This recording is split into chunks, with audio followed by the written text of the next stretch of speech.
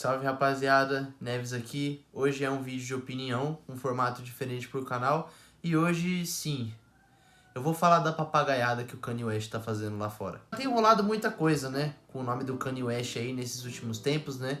Desde o lançamento de Vultures, Vultures 2, que são álbuns assim bem mais ou menos. E que ele jura que é um dos melhores trabalhos dele, né? Porque a partir desse momento o ego desse cara já foi pra casa do cara. Enfim, não só disso, mas até na época do Donda mesmo, quando ele falou aquelas coisas sobre escravidão e tal, quando ele lançou Jesus King, tipo assim, a gente sabe que o cara tá perdido faz muito tempo. E aí qual que foi a nova, né? Ele fez uma entrevista com o DJ Akademiks. DJ Akademiks esse que também tá envolvido aí em uns bagulho assim e tal. Então assim, você já vê que o tom de todo esse negócio assim vai ser muito questionável. Então rapaziada, se você curtir aí meu conteúdo, se inscreve aí no canal, compartilha o vídeo, hype o vídeo e fica aí, mano, pra ver mais conteúdo, tá ligado? Enfim, rapaziada, nesse vídeo eu tenho um ponto pra provar. E o Kanye, ele nunca mais vai ser o mesmo. E talvez ele sempre tenha sido dessa forma, só que a gente não via. Ou melhor, a gente não percebia, porque não é assim que o Kanye West foi apresentado pra gente. A gente vê o Kanye, a gente tem essa imagem do Kanye como um cara que inspirou muita gente a fazer trampo diferente, tá ligado? A gente sabe que o Kanye inspirou uma nova geração, né, dos artistas, a geração presente, a geração que veio antes dessa, entendeu? Que a geração de 2010 ali foi o Kanye que inspirou. Foi o Kanye que fez se tornar possível essa geração. Porque antes o rap era dominado pelo gangsta rap. Na época que o 50 Cent tava lançando, o Kanye chegou na competição e, mano, ele roubou a cena, mano. E ele fez muita coisa nova se destacar e ser criada, tá ligado? Então a gente tem que ver essa forma também, mas também tem que perceber as entrelinhas, né? Porque, tipo assim, porra, o cara mudou do nada. Aí as pessoas vão falar, é porque ele é neurodivergente. Rapaziada, pessoas neurodivergentes não mudam do nada. Tipo, elas sempre tiveram esses problemas. Só que tem uma diferença em quando você tem esses problemas e você lida com eles, ou quando você não lida, né? Tem uma frase que eu vi num vídeo sobre o Kanye também, que eu vou recomendar mais tarde, que é tipo, a doença mental pode não ser sua culpa, mas é sua responsabilidade. Mas enfim, rapaziada, ponto é, o Kanye nunca mais vai ser o mesmo. Esquece Kanye West que escreveu Graduation, Late Registration, nunca mais vai acontecer. Esse cara é uma sombra do que ele já foi. Então, rapaziada, eu vou comentar um pouco sobre a entrevista agora, né? O que acontece? O DJ Akademiks foi convidado, falou que ele podia ter uma entrevista, assim, fazer uma entrevista com o Kanye, eu acho que ele entrou em contato, né? Porque ele tem muitos contatos na indústria. É um vídeo de 1h22, assim, sem corte, tá ligado? Que postaram em vários canais, não só nas plataformas dele. E eu assisti esse vídeo quase que todo, porque eu não consegui aguentar o finalzinho ali da entrevista não, porque era muita merda sendo dita. O vídeo começa com o Akademiks dentro do carro, assim, comentando como é que o Kanye tá paranoico e como que essa entrevista tem que ser feita nas condições específicas pra ele, tá ligado? Porque, tipo assim, o Kanye tá com medo de morrer, tá ligado? Tá com medo de, tipo, alguém pegar o nome dele e correr atrás dele, que não sei o que, de vazar os dados dele. É esse nível de paranoia que tá a situação. Ele tá nessa brisa louca, e aí o Akademiks tá comentando como o cara tá muito paranoico, que se ele não conseguir fazer entrevista hoje, ele vai ter que ir lá no Japão entrevistar o cara. Ele mostra as mensagens que ele teve com o Ye e fala, tipo, que o Ye falou pra ele que eu vou usar o meu hobby preto da KKK. Pois é. Já basta o absurdo, tá ligado? O próprio Akademiks fala que ele tá meio desnorteado, assim, a situação que ele se encontra, né, cara? A gente tem que entrevistar um cara que tá querendo fugir e que vai entrevistar ele, um hobby da KKK. Então você vê que o clima tá hostil desde ali. Não é uma entrevista normal com uma celebridade que você gosta, é uma entrevista com um louco. O começo, assim, da entrevista é bem caótico. Depois que ele sai do carro lá, mano, o clima muda de uma maneira, assim, que é tipo 880, o bagulho escala, assim, ó. O bagulho vira uma tensão, mano. Ele entra, assim, dentro do hotel e o filho da puta entra tão nervoso que ele passa o elevador direto e ainda pergunta pro segurança dele, cadê o elevador? E o elevador na frente dele, tá ligado? I'm live. I'll tell you after. Where's the elevator? Ele entra assim no elevador, você vê que tá um clima assim meio tenso, você não sabe o que vai acontecer, não sabe o que esperar. E aí, mano, ele entra no apartamento do cara, mano, e o Kanye tá lá, mano, tá lá com a camisetinha preta dele e com um colar de suástica, né, porque o que mais a gente poderia esperar a esse ponto, né, mano? O cara tá com a suástica num cordão, ele encomendou um cordão de suástica de diamante.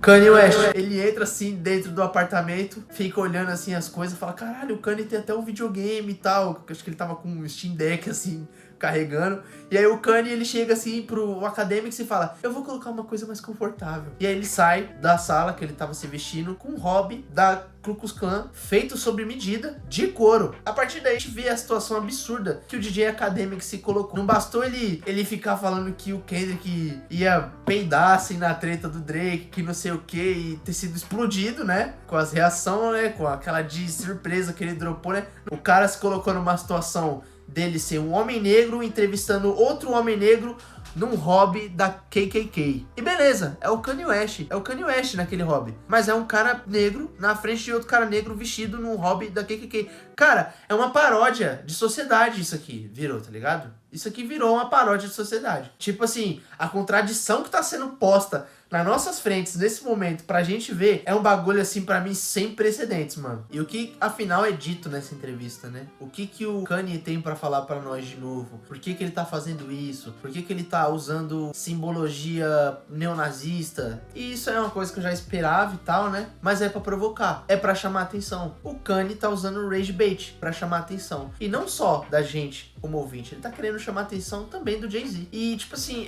eu não entendi muito bem, sendo honesto, o porquê, tá ligado? Eu acho que tem a ver com o Jay-Z ter crescido em um bairro de Nova York que tem muitos judeus, ou por todas as referências dele ao judaísmo, ou porque o Kanye acredita que tipo assim, o Jay-Z, na real, ele trabalha pros brancos que mandam nos judeus. Cara, essa entrevista, ela entra num tom conspiratório, assim, tipo, fundo, tá ligado? Vai entrando assim no buraco da Alice mesmo. Pegou mal essa frase. Ele usa literalmente esse artifício, ele fala assim na entrevista que ele tá usando isso pra atingir o Jay-Z e, tipo, justifica que os caras meio que desafiaram ele. Aí ele manda assim eles não sabem que eu sou mais louco que todos eles, mano. Ele mandou, eu sou mais louco que todos vocês, mano. Ele fala também sobre a soltura do Puff. Ele usa um argumento, tipo, paternal pra justificar isso. E um argumento também envolvendo os artistas que estão em destaque, né? Tipo, o Playboi Carti e o Kendrick. Ele fala que os dois são agressores de mulher. Então por que eles não estão presos e o Puff e o R. Kelly tá? É esse o argumento que ele usa. E é incrível essa lógica dele. É incrível. E isso vai se repetir por toda a entrevista. Ele também fala sobre o término do casamento dele, porque,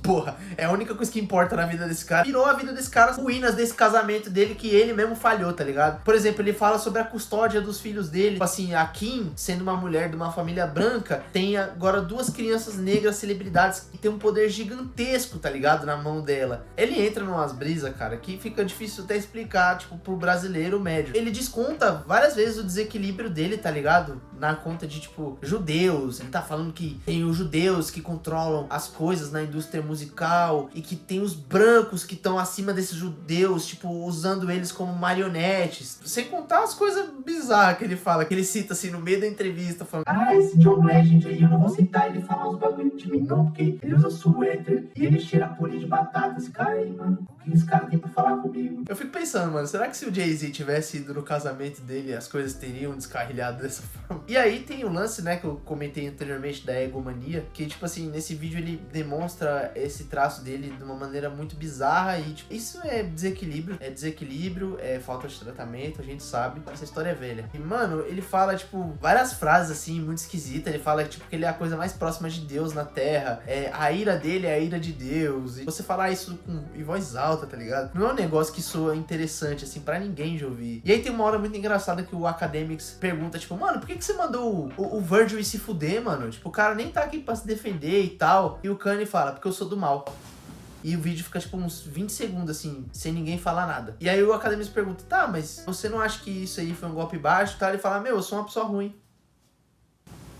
E assim, é isso aí, a entrevista. É muita teoria conspiracional. E que, tipo assim, eu sei que a indústria da música é suja, tá ligado? Só que isso vindo de uma pessoa que tá completamente desequilibrada, tá ligado? Paranoica. Não tem muito como a gente botar crédito. Depois dessa papagaiada toda aqui, a gente viu que o cara tá desequilibrado. Tem esse lance de que, tipo assim, talvez ele sempre tenha sido desequilibrado. Há muitas coisas na história do artista que comprovam isso. Tipo, a gente vai ignorar o fato dele ter subido na premiação do Grammy e da Taylor Swift lá e ter falado que a não lembro se foi a Beyoncé ou a Rihanna, merecia mais. Dele falar que ele é um artista mais foda de todos os tempos várias vezes. E tipo assim, eu não tô falando que esse cara é uma pessoa ruim desde sempre. Eu tô falando que ele é desequilibrado desde sempre. Tem alguns momentos na história dele que mostram isso. E o vídeo que eu ia recomendar, inclusive, que é muito bom, que fala mais sobre esses momentos da história dele. E um canal muito bom também que eu tenho assistido de vez em quando, que fala sobre a cultura negra nos Estados Unidos de uma maneira geral, é o FD Signifier. O canal desse cara é muito bom, então se vocês estão interessados em saber mais sobre o assunto e vocês entendem um pouco de inglês,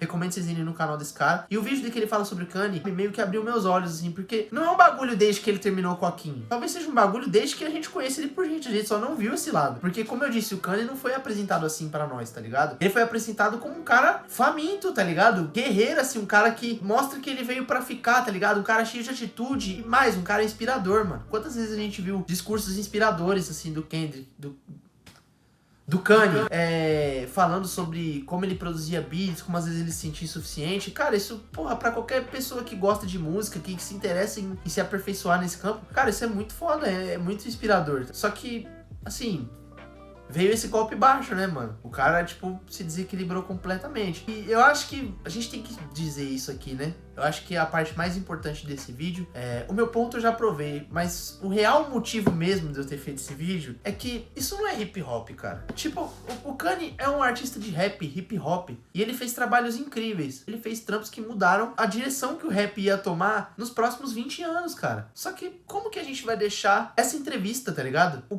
Kanye no hobby da KKK ser algo afiliado ao movimento hip hop, mano. Essa entrevista foi a coisa menos hip hop que o Kanye fez na vida dele. E isso aí, mano, é mais um capítulo que deixa mais uma página queimada no livro da trajetória desse cara. E olha que já tá acabando as páginas, mano. Tipo assim, até quando a gente vai ficar falando, esse foi o cara que fez Graduation, esse foi o cara que fez Late Registration, usar simbologia neonazista pra chamar atenção. Crescimento de grupos de ódio no mundo, com crescimento da própria KKK, de facções neonazistas, tá ligado, no mundo. Vocês acham que um cara como Kanye West usar uma estética referente a, tipo, neonazismo é um bagulho da hora, é um bagulho que vai fazer bem? É mais um combustível pros caras se sentirem representados. A gente não pode deixar isso se afiliar ao hip hop, mano. Porra, se vocês escutaram uma música dos Racionais, vocês sabem o quanto que foi sofrido os caras fazer rap nessa época, mano. Os caras cantavam dores, mano, reais, mano, reais. Hoje em dia a gente tem uma indústria muito líquida, que as pessoas contam vantagens que nem tem, tá ligado? Nessa época os caras falavam realidade, mano. Facção Central aí, mano. Vocês já escutaram, tipo, a discografia do Facção Central? Mano, quanta dor que foi colocada naquelas músicas ali. Então, tipo assim, o tanto de dor que foi acumulada durante todos esses anos, tá ligado? Tanto contra a cultura preta, tá ligado? Quanto a cultura do hip hop, quanto a cultura de favela. A gente deixar isso ser uma representação do hip hop, esse cara que virou uma casca de si mesmo. Eu acho que o nosso dever, principalmente como criador de conteúdo, né? Que é uma coisa que eu tô aprendendo, mas eu já sei que é uma responsabilidade imensa. A gente tem que deixar claro de que isso não é hip hop, mano. Isso não vai ser hip hop e isso nunca vai estar alinhado ao hip hop, cara. O Kanye West que vocês conheciam não existe. Talvez nunca existiu. A gente não pode ficar passando pano assim, tipo, ver essas coisas e falar, mas ele é o cara que escreveu o Graduation. Cara, ele é um cara que tá usando simbologia neonazista pra se promover, mano. Vocês têm noção disso? O quão grave isso é? A minha mensagem não é que vocês vão se sentir culpados e escutando os álbuns antigos dele. Eu não quero proibir ninguém aqui de escutar nada, tá ligado? Eu acho que isso é palhaçada. Mas, mano, bota um pouquinho a mão na consciência. O que a gente tá deixando o hip hop virar, o rap virar, tá ligado? O que tá entrando no rap que é relevante e o que tá entrando que é irrelevante pra cultura e prejudicial até. Eu fico pensando, por exemplo, na figura do DJ Academics mesmo nessa entrevista. Ele é um cara que ele é tipo um urubu. Qual a contribuição desse cara no rap, além de fomentar a intriga? Esse cara não tem contribuição nenhuma. E tipo assim, lá nos Estados Unidos, eles têm esses agitadores da cultura, né, e tal, mas isso é cultura? O cara agitar uma entrevista com um mano que tá usando um hobby da KKK? É isso que os ouvintes de rap precisam? É isso que a gente que curte o movimento hip hop, que a gente que respeita, a gente que ama a história do movimento, tá ligado? E tudo que o movimento conseguiu até hoje. É isso que a gente quer ver? Uma palhaçada dessas? Então é isso, rapaziada. É a reflexão que eu deixo aí, tá ligado? Sempre vai ser como o Sabota disse, mano. O rap é compromisso, mano.